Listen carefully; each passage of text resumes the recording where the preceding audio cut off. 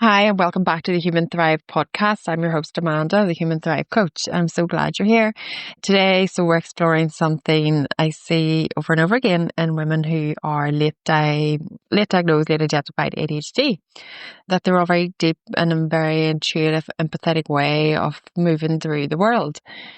So if you've ever felt like that, like you're too much, you absorb other people's emotions or get overwhelmed by energy in a room, this one is for you. So, why are so many ADHD women are empaths?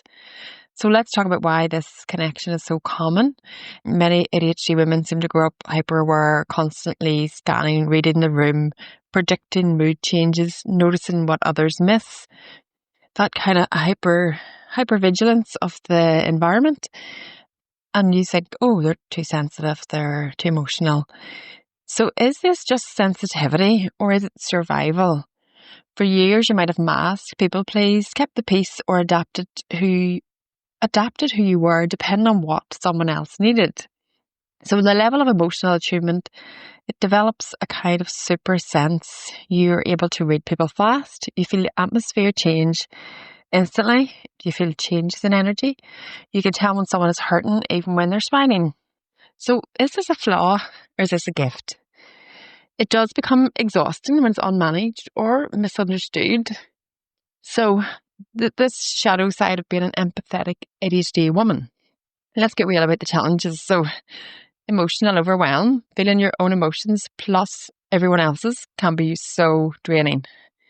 Absorbing energy, so you suddenly feel anxious or heavy and you don't know why. And often it's not yours. And I used to think I could get depressed in the middle of a sentence. But I've realized it was other people's energy or mood shift, not mine, that I was suddenly noticing. It wasn't that my mood just changed in that instant. I was picking up on somebody else's. And once I was able to work with that and know that, I could go, okay, that's not mine, and kind of send it back. But with that awareness of knowing that this person needs support. So overgiving, you see a need and feel compelled to fix it even at your own expense. And this used to be me, like you feel like it's your duty to fix everyone because you can feel their energy that's sad or needs support with something. You feel because you could feel it that you need to fix it. So it's not your responsibility to fix everybody. Relational burnout. So if you're the strong one or the listener, people come to you but rarely check in on you. Someone who everyone comes to with their problems, but whoever asks you, are you okay? Is everything okay with you? Boundary guilt. So saying no feels like you're hurting someone because you can feel it, because you're sensitive to the feelings. So many ADHD women spend years thinking they're too much, too sensitive, when they're actually very deeply attuned, intuitive, compassionate, and wired to feel. So the truth, is it a gift? Sensitivity is not the problem. It's your unfiltered exposure to everything around you. So when ADHD meets empath, you notice what others miss. You connect at depth. You create safe spaces naturally. You intuitively coach, guide, encourage, and nurture. And you're the person that people trust because they feel seen. So you're built for connection, creativity, intuition, and healing. You're not too much. You're just simply tuned in to a frequency that others just aren't aware it's even there.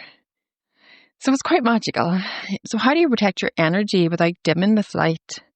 Here are some practical shifts. So first of all, name what is yours and what isn't.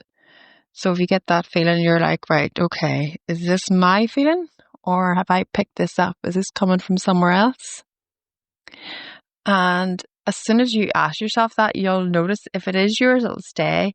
If it's not, as soon as you've noticed it and named it, that it's not yours, it just disappears. It's just gone. And then you'll have more awareness of whose it is.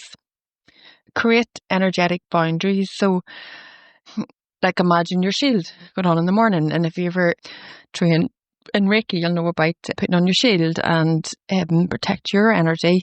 So any negative energy comes towards you, it just bounces back to the other person. And you can choose what you want to let in or what you need to let in. And you can imagine this is just like an aura around you, and mine is purple and sparkly and kind of twinkles. And I just put that on me in the morning. And yeah, it's like your invisible shield, but it lets good in, any bad bounces back. So your shield. So you can be deeply caring without carrying this around with you and feeling like you have to fix everything. Next one is decompression time. So empaths need more rest than they think. Your nervous system deserves a rest, whether it is alone time. You just need some time alone to decompress and not to be, I find, need to be alone. And it's maybe, so there's nobody else's energies around me. Do you know, you literally need to be free from the other energies. So choose who gets access to you. Not everyone needs to have the deepest parts of you, and your energy is such a privilege. And allow yourself the same compassion you give others, because you will be, your emotions are allowed, your needs matter, and your tenderness is allowed. So reclaim that empathetic power. And when you understand your empathetic ADHD wiring, everything changes. Instead of feeling too sensitive, you'll realize you're intuitive. Instead of feeling overwhelmed, you can learn to filter. Instead of feeling responsible for everyone, you learn to hold space for people without carrying their weight. And you learn to, it's none of your business, their issues. And while you can support them and hold space for them, it's not your duty to fix them. And even trying to fix other people around you is taking away the power they have to fix themselves, which is what they need to do. And when you operate from that grounded place, your empathy becomes one of your strongest powers in relationships, coaching, parenting, leadership, and on your own healing journey. So if you want to check out one of my previous podcast episodes on empaths, and if this resonates with you, know that you're not broken, you're not weak, you're not being dramatic, you're not too emotional, and you're not too sensitive. So you can be an empathetic ADHD woman, learning to understand the depth of your own power. And when you learn to honour that, you don't just survive, you can thrive. So thank you for listening. If this episode supported you, share it with other women who need to hear that nothing about her sensitivity is a flaw. So the doors are now open to my ADHD group coaching membership. And you want to go to my website, thehumantthrivecoach.com, if you want more information on that and to sign up. And I'll see you there. Thank you for listening. Bye.